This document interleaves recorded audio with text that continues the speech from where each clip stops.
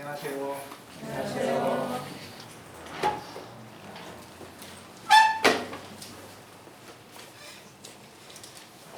오늘 기록해 주신 것처럼 6월 한 달이 지나가고 길게 보면은 2019년의 절반이 지나가고 이제 새로운 절반이 이번 주에 시작됩니다. 지난 한 반년간 어떻게 사셨어요? 지난 반년간 많이 애쓰고 수고하며 사셨죠. 공부하느라 애쓰신 분도 계시고 또 급작스럽게 몸이 불편해서 굉장히 하나님을 계속 부르면서 의지하면서 애쓰신 분도 계시고 직장에서도 여러 과제들, 도전들 생각하시면서 지난 반년 보내시기도 하고 또 아이들 자녀 키우고 하면서 또 우리 청소년들은 청소년대로 여러 여정 속에서 지난 반년을 아마 보내셨을 겁니다.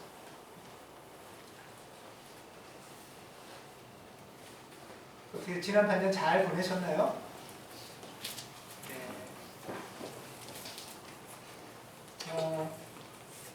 교회의 차원에서 보면 특별히 지난 한 달, 6월달 한 달간은 여러 가지 이야기도 나누고 이야기도 듣고 하면서 6월 한 달을 보냈습니다. 교회 이전의 것을 두고 저도 이제 6월 첫 주에 그 제안을 처음 받았고요. 6월 첫 주에 그 제안을 처음 받았고 그리고 재직들하고 처음 이제 나눌 때는 제가 말씀드린 것처럼 저도 마음을 정확히 몰라서 50대 50이라고 말씀드렸고 재직들의 생각도 들어보고 저도 살펴보면서 어느 게 우리 교회에 좋은 걸까 하는 것들을 생각하면서 6월 한 달을 시작했습니다. 아마 재직들과 교우들도 이런 제안을 들으면서 어느 게 좋은 걸까 많이 생각하셨을 겁니다. 교우들끼리도 물어보고 내 생각도 생각해보고 하나님한테도 물어보면서 우리 질문은 다 이런 거였죠. 지난 한 달간은 어느 선택이 우리 교회에 좋은 걸까? 그렇죠? 이게 질문의 핵심이었잖아요. 어느 선택이 우리 교회에 좋은 걸까? 지난 반년간 살아오시면서도 이런 질문들 많이 하시지 않았어요? 어떤 일들이 다가오거나 하면 어느 게 좋은 걸까? 살면서 이런 경험 하시죠? 어떤 새로운 제안이 와요? 또는 어떤 과제가 와요? 그러면 어떻게 하는 게 좋은 걸까?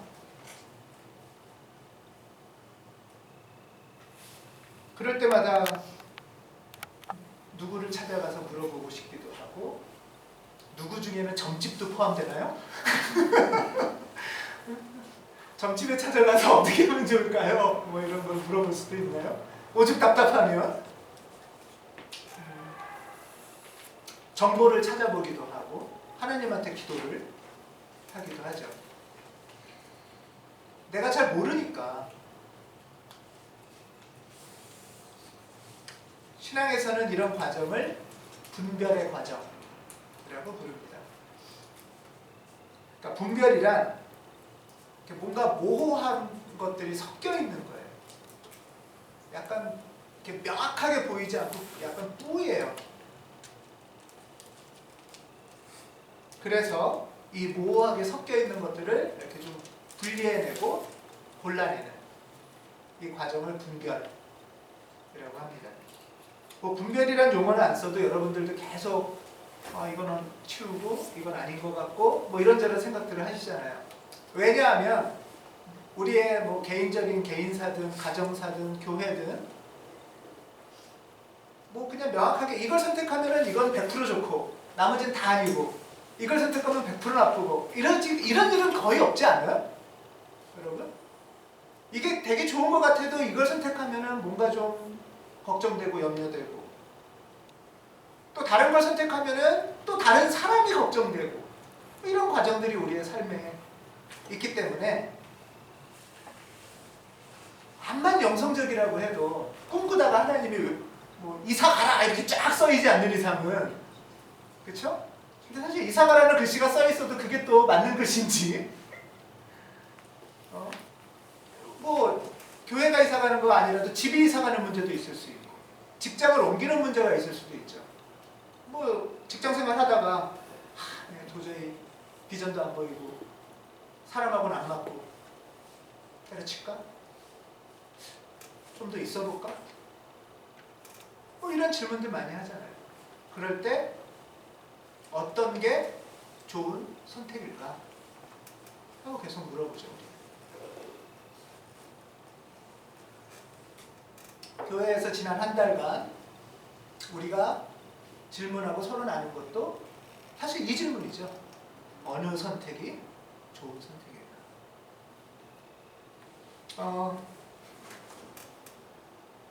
그런데 방금 말씀드린 것처럼 일상생활에서도 100% 명백하고 딱 좋은 것만 있는 게 아니라 이렇게 많이 오염되어 있고 섞여 있어요. 교회도 비슷하죠. 신앙에도 많은 것들이 섞여 있고 오염돼서 좀 복잡합니다. 우리 신앙의 낱말들도 섞여 있어서 구원. 그러면 어느 분이 구원을 말하느냐에 따라서 좀 다르죠. 어떤 분이 이렇게 저한테 다가와서 구원 받으셨나요? 뭐 이런 질문을 하면, 누군가 여러분한테 다가와서 그렇게 질문하신다면 반가우신가요? 어떠세요? 느낌이? 허걱. 예. 사실 좋은 질문이잖아요. 구원 받으셨나요? 근데 이게 뭐지? 이렇게 되는 거예요. 그쵸? 예. 하나님을 사랑하고 하나님에게 다가갑시다 하면은 좋은 말이죠. 안 좋은 말인가요? 그런데 뭐 이런저런 경험과 생각들이 섞여 있어요. 지난주 오늘은 특별하게 예배 때 이런 소위 CCM 이런 비슷한 노래들을 불렀는데, 우리 지난주에 찬양 예배 드렸었죠. 오랜만에. 그러니까 CCM 찬양 예배, 떼제 노래 말고 CCM 찬양 예배 불렀는데 어떠셨어요? 지난주 예배 찬양하면서? 좋았어요. 옛날 기억도 나고, 또는 옛날 기억과 상관없이 손을 들고 찬양하신 분 안 계신 것 같더라고요. 그래도 예.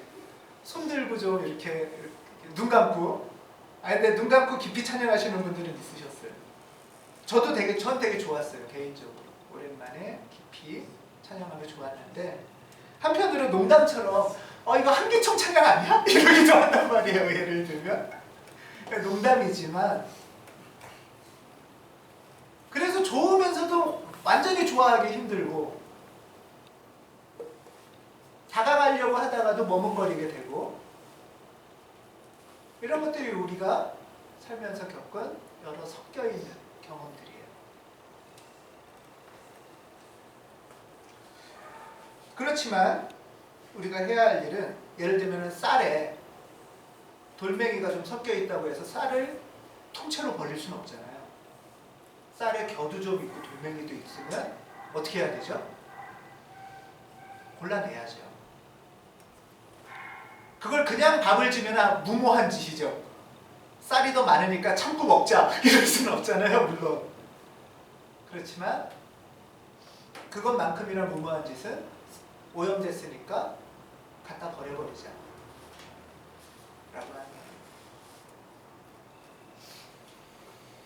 비록 오염되고 회파됐지만 우리는 교회를 통째로 포기하고 버릴 수 없는 사람들입니다. 그렇게 오염되고 섞여있는 것을 가장 아파하시는 분은 하나님이실 거고, 우리도 여전히 신앙생활하면서 그런 경험 속에 좋기도 하고 머뭇거리기도 되고, 교회에 조금 더 다가가고 싶기도 하고 거리를 두고 싶기도 하고, 이런 복합적인 마음들이 우리 안에 있습니다.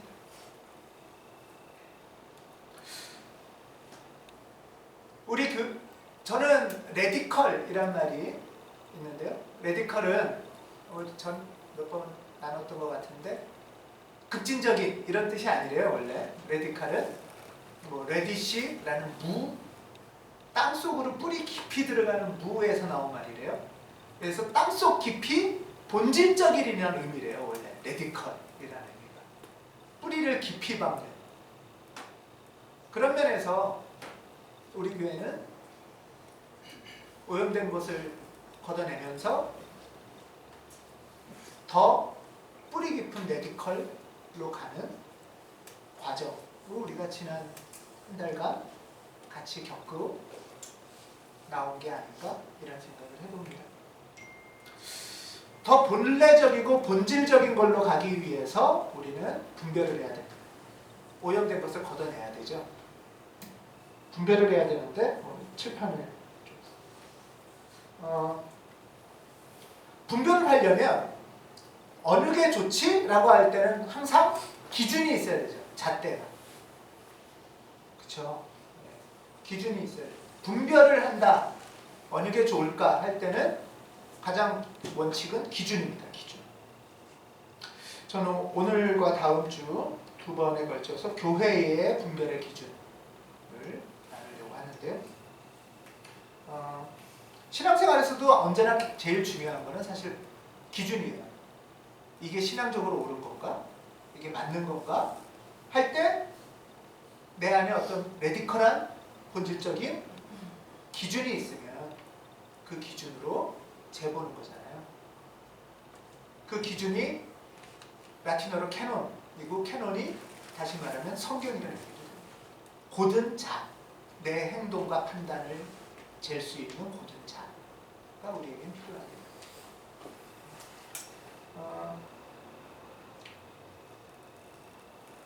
개혁교회의 아주 영웅 같은 신학자 칼빈 들어보셨나요? 칼빈 아시죠? 칼빈에게는 가장 중요한 잣대가 있었어요. 그리고 모든 것을 그 기준으로 한다고 얘기를 해요. 아마 제가 말씀하면 알 텐데 칼빈은 모든 것을 하나님의 영광을 위해서 한다라고 말을 해요. 칼빈의 모든 기준은 하나님의 영광이었어요. 그가 종교개혁을 하는 것도, 교회개혁을 하는 것도, 도망다니면서도 그렇게 설교하는 것도, 제네바 도시를 개혁한 것도 다 하나님의 영광이라는 기준을 가지고 했습니다.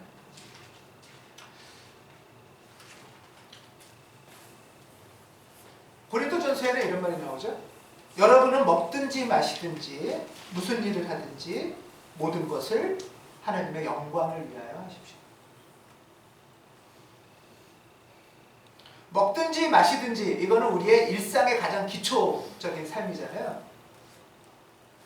우리가 평소에 사는 그 일상의 기준을 하나님의 영광으로 삼어라 라는 가르침이죠. 거꾸로 말하면 우리가 먹고 살고 먹고 마시고 자고 싸고 이런 일상의 아주 사소한 것도 하나님을 영광스럽게 할 수 있는 길이기도 하다라는 의미이기도 하죠.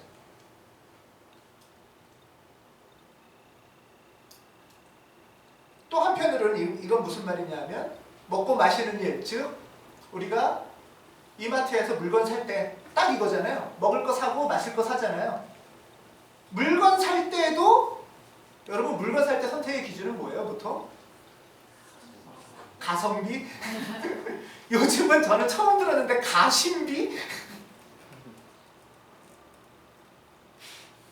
물건 살 때의 기준은 나는 뭘까?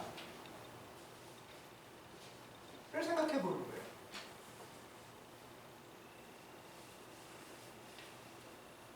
시장에서 물건을 살 때 하나님의 영광이, 또 물건을 산다는 거 먹고 마시는 일이라는 거는 물건을 사는 거, 돈을 쓰는 것만이 아니라 돈을 버는 일도 되죠.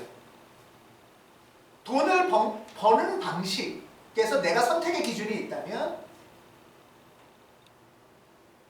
또는 내가 직장을 선택하는 기준이 생긴다면 그 기준을 나는 뭐로 삼을까? 나한테 이런 회사 저런 회사 제안이 들어왔어요. 학교에 만약에 그런 제안이 들어온다고 해요.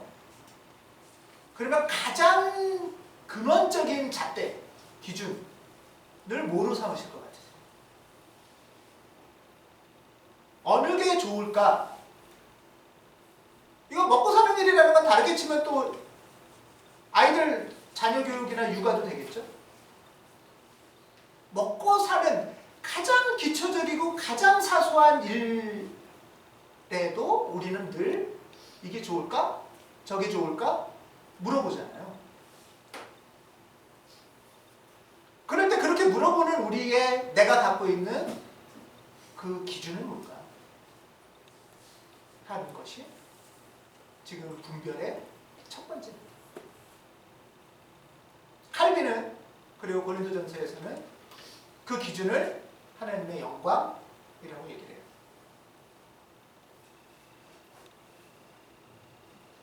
이런 책도 있죠. 예수님이라면 어떻게 하실까? 이거는 미국에서 굉장히 교회 사적으로 굉장히 중요한 책이에요. 1800년도 말 1900년도 초에 미국의 사회복음이라는 것이 이렇게 전파되고 퍼져요. 그러니까 개인만이 아니라 하나님 예수님을 믿는 생활을 어떻게 사회적으로 할 수 있을까 하는 것을 소설화한 베스트셀러인데요. 아주 어떻게 보면 굉장히 단순해요. 그 사람은 먹고 마시는 일, 뭐 학교 가는 일, 돈 버는 일 묻는 거예요. 그냥 예수님은 어떻게 하실까?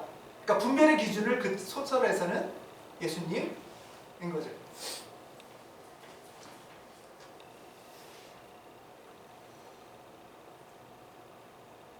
물론 하나님의 영광을 위한다 라는 이 말도 되게 오글거려요. 어떤 면에서 또 되게 어색해요. 여러분들은 이렇게 마음에 딱 오라요, 이 낱말이. 이 표현도 굉장히 오염됐어요. 그래서 하나님의 영광을 위해서 하면서 나오는 많은 설교와 이야기들을 우리 들었어요. 하나님을 영광을 위해서 사업은 성공해야 되고, 하나님의 영광을 위해서 좋은 대학 가야 되고, 하나님의 영광을 위해서 몸은 건강해야 되고, 어떤 사람은 하나님의 영광을 위해서 서울시도 바쳤어요. 이렇게 되니까 하나님의 영광을 위해서 교회당 엄청 크게 줘야 된다고 그러고, 이렇게 오염되니까 다 버리고 싶은 마음이 우리 안에 계속 있어요. 돌멩이가 섞이고 겨가 섞이고 하면서 쌀포대를 포대채 그냥 갖다 버리고 싶은 마음이 우리 안에 늘 있고, 우리도 여전히 머뭇거리고 거북살스럽고 다가가기가 어려운 모습들이 있습니다.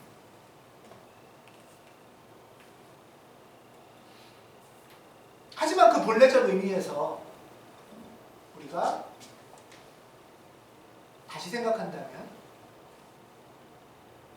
내가 아이를 낳아서 키우고 가르치고 집을 사고 먹고 마시고 돈을 버는 것의 기준은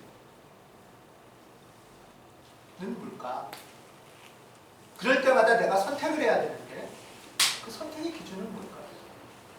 그 선택의 기준이 있어야만 골라내고 분별할 수가 있는데,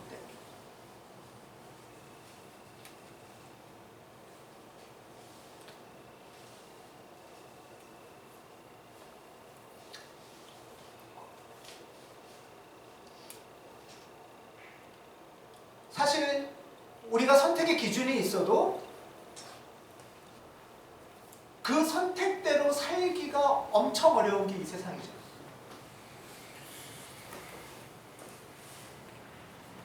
선택의 기준이 있어도 살기가 어렵고 선택하기가 힘든데, 그 선택의 기준마저 모호해진다면 결국 우리는 그냥 휩쓸려서 살아가기가 쉽다고 봅니다.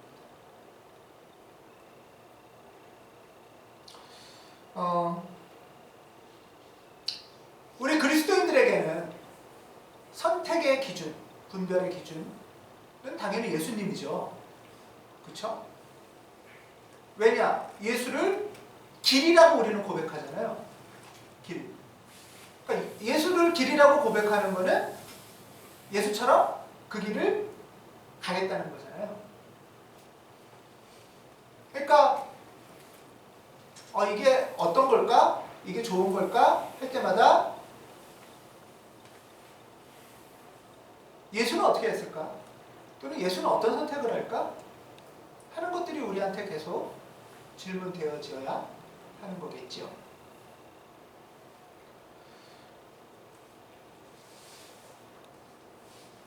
누가복음 4장 42절 43절 있습니다. 누가복음 4장 42절 43절을 보면 이런 말이 나와요. 누가복음 4장 42절에서 43절. 예수님한테 사람들이 쫓아옵니다. 예수님께 사람들이 쫓아와요. 그래서 많은 사람들이, 무리가 많은 사람들이 예수님 떠나가지 마시고 우리랑 같이 여기서 계세요. 우리가 당신을 잘 모시겠습니다. 이런 제안이 와요. 인생에서 아주 제안이죠. 무리가 예수님을 찾아와서 자기네 곁에 모셔두기 위해서 떠나가지 마셔라 라고 합니다. 여러분들 이런 제안이 오면 어떻게 하실 거예요? 많은 사람들이 와서 당신 너무 멋있어요. 최고예요. 훌륭해요. 같이 있어주세요. 예수님도 선택을 해야 됐을 거예요.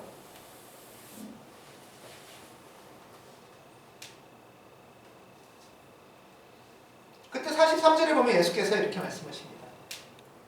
나는 다른 동네에서도 하나님 나라의 복음을 전해야 한다.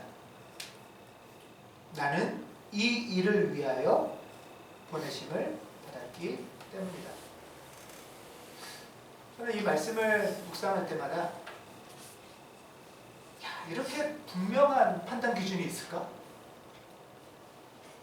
예수님은 내가 왜 태어나서 이런 삶을 살고 있는지 그 목표가 분명한 거예요. 자의식이 분명해요.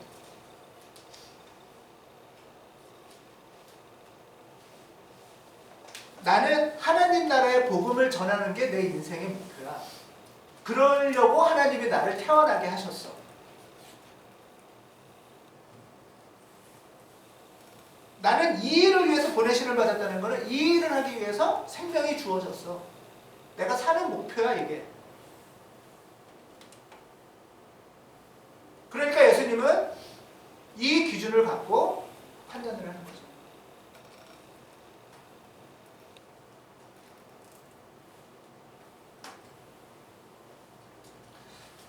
우리 이런 질문 많이 하죠. 청소년들도 이런 질문합니다. 내가 왜 살까? 내가 무엇을 위해 살까? 내가 어떻게 살까? 뭐 그거는 평생 계속 질문이죠. 어떤 선택이 좋은 선택일까?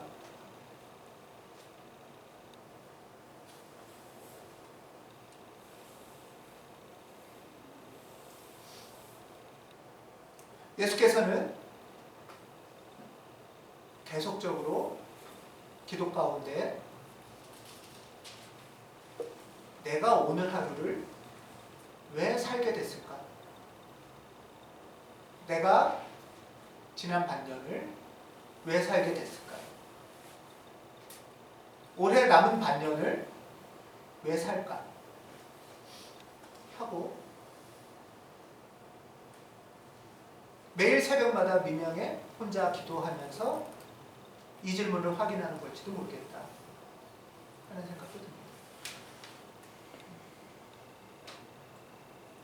교회가 예수의 몸이라면, 교회가 예수의 피와 살로 이루어져 있고, 교회가 예수의 손과 발이라면, 결국 교회가 존재하는 이유, 교회가 어떤 상황이 다가올 때 선택하는 기준은 역시 하나님 나라의 복음을 전하는 것일 겁니다. 교회는, 예수님은 나는 이 일을 위하여 보내심을 받았다 라는 말은 다를 말하면 교회는 이 일을 하기 위해서 이 세상에 있는 것이다 라는 거겠죠. 교회는 예수의 피와 살이고 근육이고 손과 발입니다. 그것이 우리에게는 최우선의 선택 기준이 될 겁니다.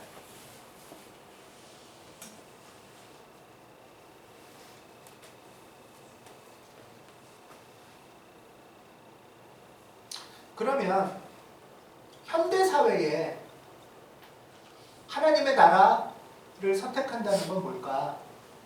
이 기준은 이제 알겠어요. 이 기준은 내 안에 분명해. 우리 교회에 충분해. 그런데 그걸 갖고 어떻게 살 수 있고 선택할 수 있을까 하는 것이 21세기 남한 사회에 살면서 어떻게 가능한가 라는 게 이제 우리의 구체적인 질문인 거죠. 그렇죠?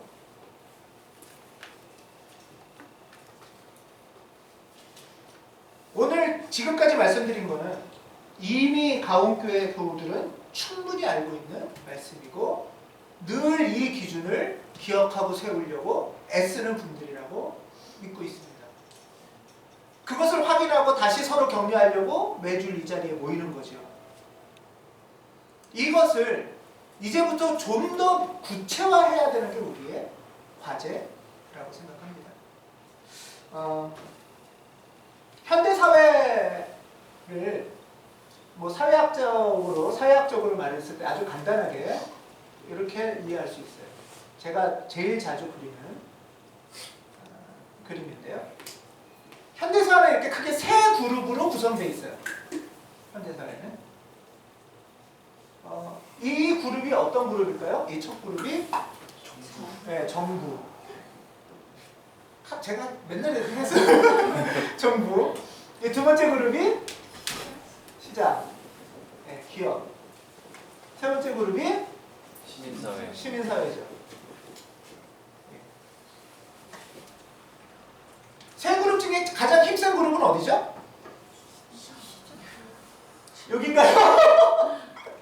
세 그룹 중에 가장 힘이 센 그룹은 어딜까요? 권력이 가장 강한 정부겠죠. 정부는 법이 있어요. 법이 있고 법을 안 지키면 어떻게 돼요? 혼나요. 혼나요. 네. 법을 안 지키면 안 돼요. 안 돼요. 안 돼요. 네. 물리적인 폭력을 합법적으로 가질 수 있는 데는 정부예요. 그렇죠? 감옥에도 보내고 수갑도 채우고. 여러분들 내가 정의에 서도다 그러고 수갑 들고 다니면 안 되죠? 그렇죠? 네, 수갑 들고 다니면 안 돼요. 수갑이든 이런 합법적인 힘, 뭐 물리적 폭력까지 갖고 있는 데가 정부예요. 그래서 물리적인 힘도 세고요. 돈도 많아요. 세금을 거두니까. 돈도 가장 많이 쓸 수 있는 데가 정부죠.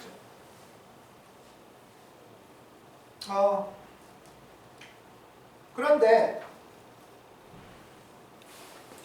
이렇게 힘이 센 정부가, 이렇게 힘이 센 국가가 정의롭지 못할 때가 있는 거잖아요. 그럴 때 문제가 생기는 거잖아요. 힘도 세고 돈도 많은데 정의롭지 못해. 그러면 아주 심각한 문제가 있는 거죠.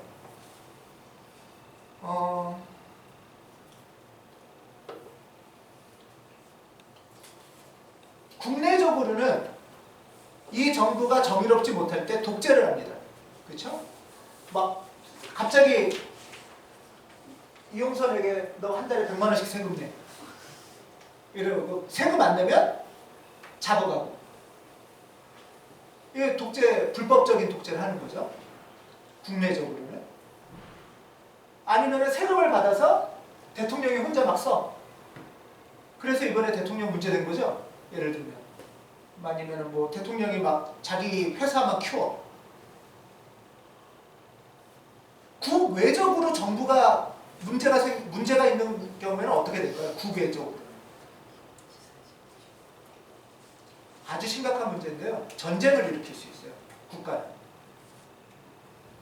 그렇죠?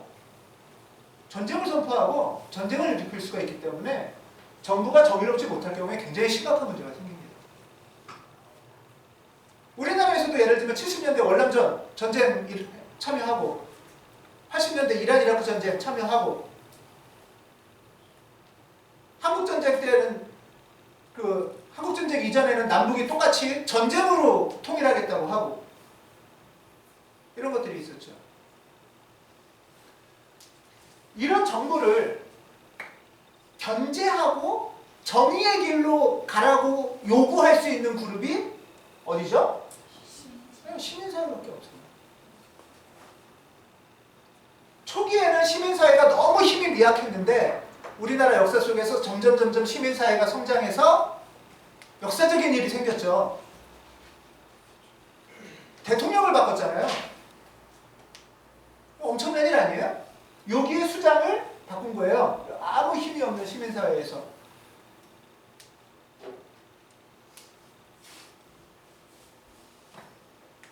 물론 정부는 이 좋은 힘과 좋은 돈으로 좋은 정의로운 역할을 충분히 해야죠. 그래서 정부가 공무원들하고 공무를 정말 잘해야 됩니다. 근데 정부가 만약에 잘못되면 예를 들면 이런 거예요. 시유지가 있어요. 시의 땅이 있는데 막 팔아요. 개인한테. 그래서 공원을 막 없애요. 산도 막 시의 땅을 막 팔아버려요.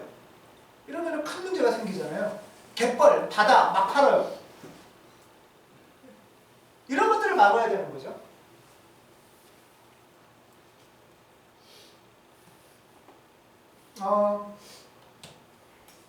시장은 기업은 일단 최우선의 목표가 뭐죠? 네, 이윤을 얻는 거죠. 이윤. 이거 자체가 나쁜 건 아니죠. 우리는 여기 밑에서 살면서는 정부 밑에서는 국민으로 삽니다. 그렇죠? 국가에서 벗어나서 살 수는 없어요. 우리는 시장에서도 기업에서도 벗어나서 살 수는 없어요. 여기서 살 때는 우리는 보통 뭐라고 불려요? 노동자 소비자. 네, 그렇죠. 노동자. 여러분들 직장에서 일하잖아요. 직장에서 일 안 하는 사람 없죠. 여기 공무원으로 일하거나 여기서 일하죠. 그러면서 한편으로는 물건 사는 소비자 여기도 살아요. 그런데 이 시장이나 기업이 독점하고 부패하고 하면 문제가 되는 거죠. 어느 한 회사가 독점을 해가지고 쌀 한 가마니에 100만 원씩 팔겠다. 그러면 여러분 어떻게 하실 거예요? 어떻게 하실 거예요? 실제로. 쌀 안 먹고 밀가루 먹나요? 쌀 한 가마에 100만 원씩 파는 회사가 독점한다. 그럼 우리가 할 수 있는 일은 뭐가 있어요?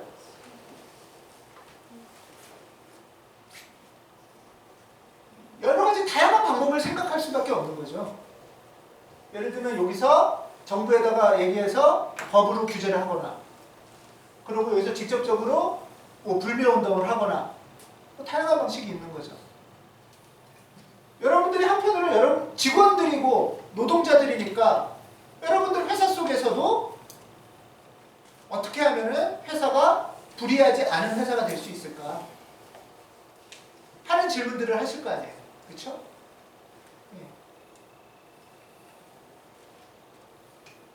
시민사회가 성장하고 건강해질수록 이 사회는 시민사회의 가치는 뭐예요? 시장과 기업의 가치는 이윤이면 저는 시민사회의 가치가 바로 정의, 평화, 생명이라고 생각합니다. 시민사회는 이윤을 위해서 활동하는 건 아니에요.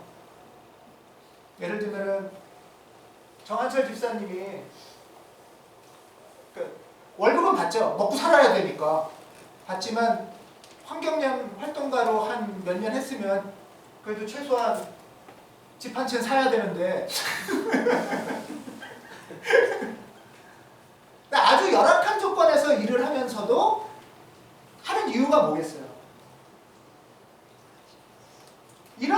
기여를 하는 거죠. 여러분들이 전부 회사를 그만두고 정부를 그만두고 여기에서 다 일하라는 말씀은 아니에요. 여러분들은 여기서나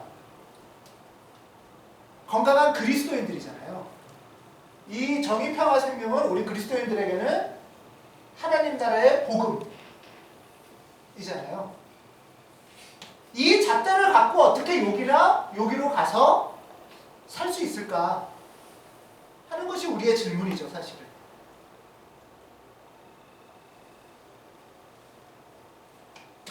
여기는 정부의 권력을 원하지 않는다고 해서 NGO라고 부르고요. 여기는 G, 정부잖아요. GO. 또 여기는 기업의 이익, 프로핏, 이익을 원하지 않는 그룹이라고 해서 NPO라고도 불러요. 여러분, 교회는 셋 중에 어디에 속해야 될까요? 아니, 속하고 있을까요? 교회. 네, 교회는 여기에 시민사회에 속하는 거죠. 네. 근데 교회가 그래서 교회가 굉장히 믿음직하고 신뢰가 되죠.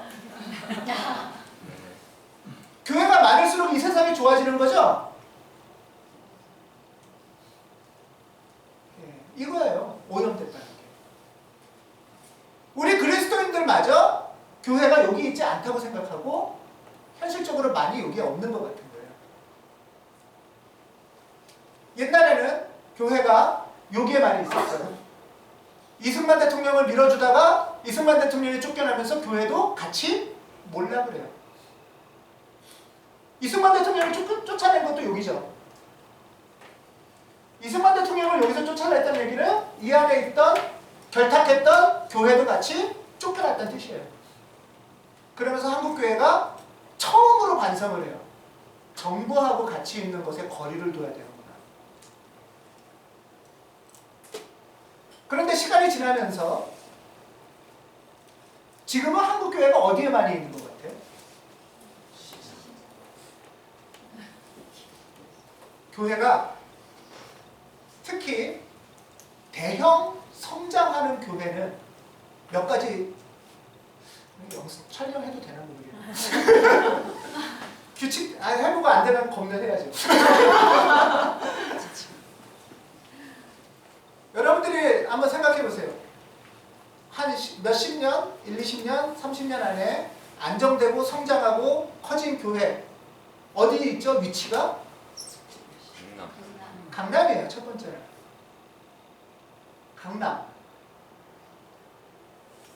강남에 있다는 거는 교인들의 헌금이 세요.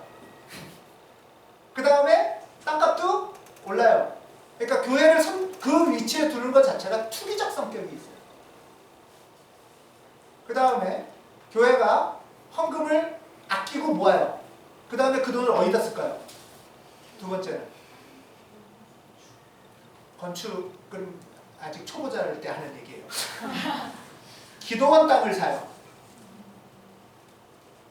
새로운 신도시 아직 개발 안 돼. 그래서 땅값이 오르면 기도원을 안 짓고 팔아서 다시 갖고 와요.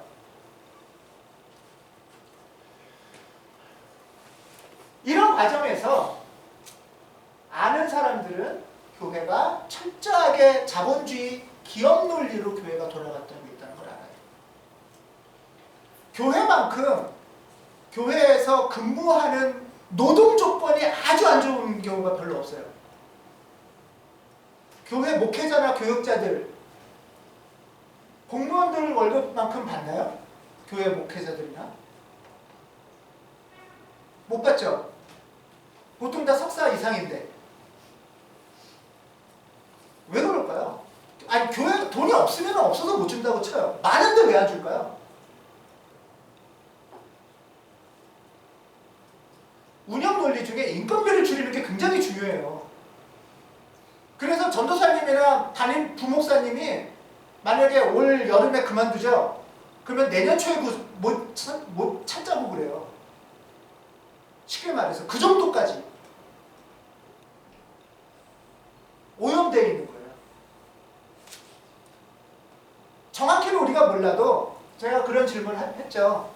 여러분들 집 앞에 교회가 생기는 게 좋으세요? 도서관이 생기는 게 좋으세요? 그때 다 그러셨죠? 도서관 생기는 게 좋다고. 도서관은 공공의 이익을 위하는 기관이잖아요. 누구나 참여하고 사용할 수 있는.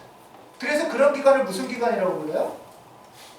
공공기관이라고 부르죠. 공공기관.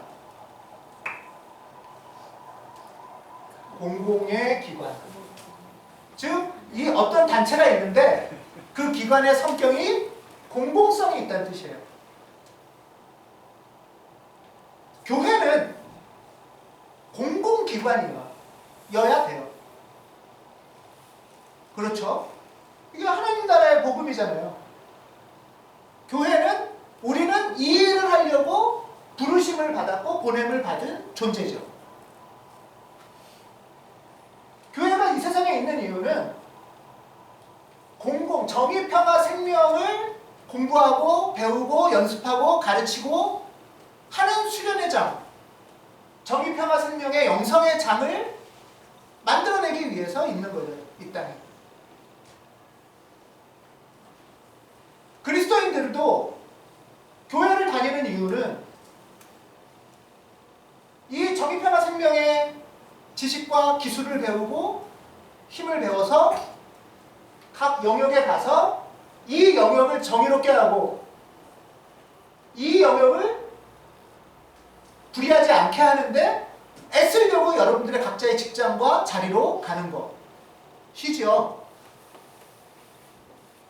그래서 그리스도인이 된다는 것은 건강한 시민이 된다는 것이기도 합니다. 그래서 교회가 많이 생겨야 돼요. 예를 들면 환경위원회 화성에 하나 있어요. 아니, 주요 단체가. 환경단 덕분에 예를 들면 공원도 아직 지켜지고 있고, 예를 들면 땅도 개인으로 막 팔려갈 거를 막고 있고, 공장도 난개발되는 걸 그나마 막고 있어요. 근데 일이 너무 많아서 죽으려고 그래요. 왜냐? 단체가 하나밖에 없으니까. 그러니까 온갖 것을 다, 뭐 동탄 개발 문제, 뭐 매연 문제, 전에는 라돈 문제, 무슨 뭐 공해 문제 다 여기다가 물어보고 요청하고 도와달라고 하고 하는 거예요. 같이 협력해서 해야겠죠. 그렇죠? 같이 협력해서 해야 되는데 여기서 잘 민원이 안 들어질 때는 여기 도와달라고 여기다 요청을 하는 거예요. 이런 환경단 같은 단체가 예를 들면 이런 일을 하는 단체가 몇 개만 더 있으면 또는 활동가가 조금만 더 있어도 훨씬 좋아질 거 아니에요. 그런 의미에서 본래적 의미의 교회는 많아져야 돼요. 교회가 많아져야 이런 활동가들도 지원해주고, 활동가들 지원보다 더 어려운 게 사실 여러분들이에요.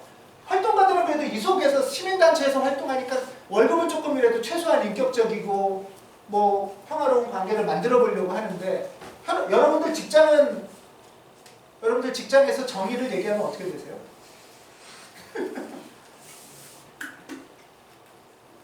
우리 제일 중요한 가치가 사회적으로는 민주잖아요. 민주공화국이니까. 회사에서 민주적으로 합시다 이렇게 하면 어떻게 돼요?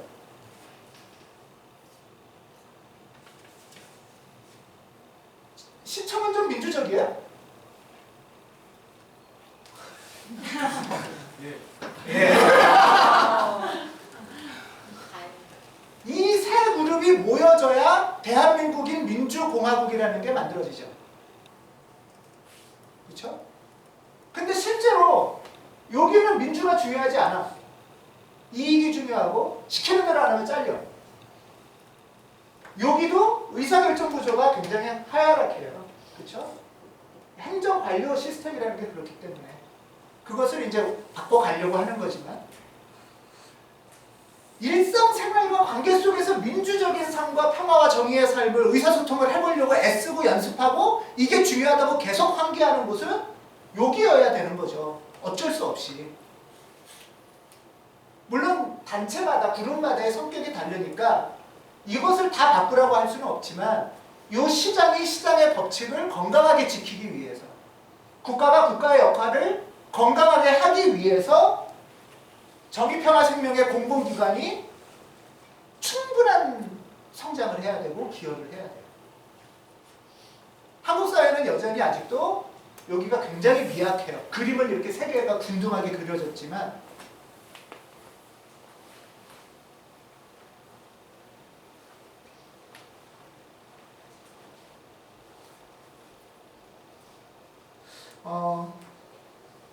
최근에 학교 비정규직 파업 며칠 전에 뭐 했다고 저는 보도 통해서 알았어요. 저는 학교 내부 사정을 사실 잘 몰라서 이 소식을 봤을 때 일단은 학교에 실제로 책임을 지고 오래 계신 이경미 집사님 먼저 떠올랐어요. 어떻게 생각하실까 이 사안을. 또 만약에 그런 일이 지금 만약에 계신다면 어떻게 지금 기도하고 계실까 이런 생각이 떠올랐어요.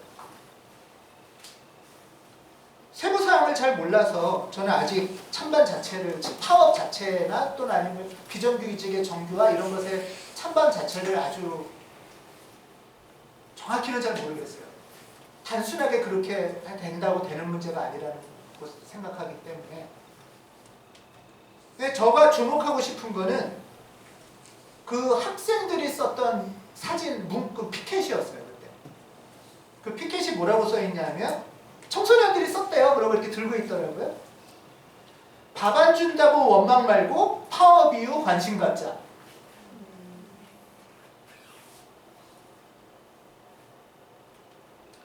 밥 안 준다고 원망 말고 파업 이후 관심 갖자.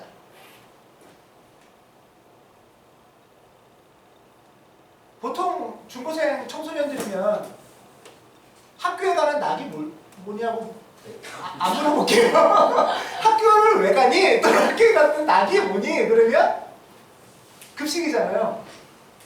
그나마 그게 거의 하루의 유일한 위로나 희망일 수 있는데 현민이는 안 그렇지.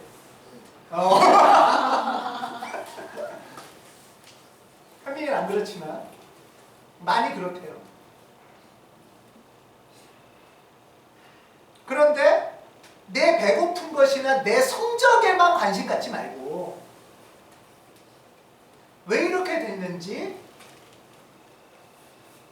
파업 이후에 관심 가져. 나 맨날 밥 차려주는 분들이 무슨 일을 하고 있는지 관심 갖자는 거예요. 나 밥 차려주려고 수고하고 애쓰는 분들이 무슨 일을 하는지. 저는 이게 우리 그리스도인들이 이 세상을 예수님을 따라 살아가는 선택의 기준들이라고 생각해요. 하원교회가 옮겨가는 것, 새롭게 출발하는 것은 이 기준을 더 명료하게 해야 되고 더 구체화해야 될 것이 과제로 다가오는 게 아닌가 라고 봅니다. 이 질문을 그냥 각자 과제로만 삼는 게 아니라 실제로 여기서 어떻게 배우고 그것을 갖고 현장에 갔을 때 어떻게 이게 살아낼 수 있을지.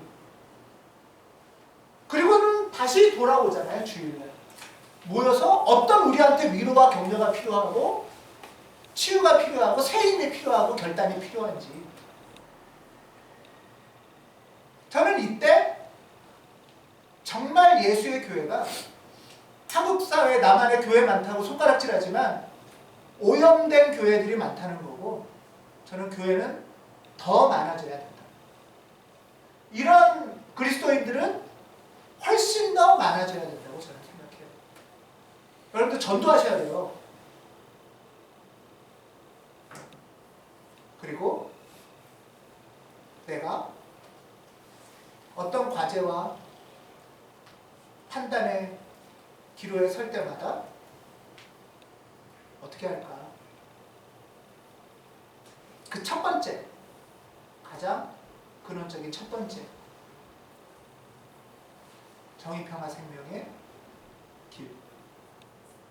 그게 내가 예수의 피와 살로 사는 거고 예수의 손과 발로 사는 길이라고 생각합니다.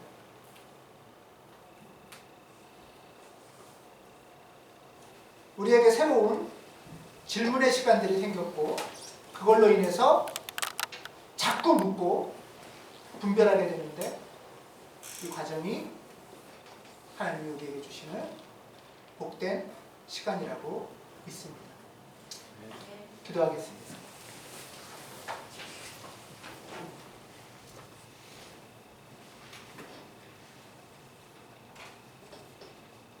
주님 우리를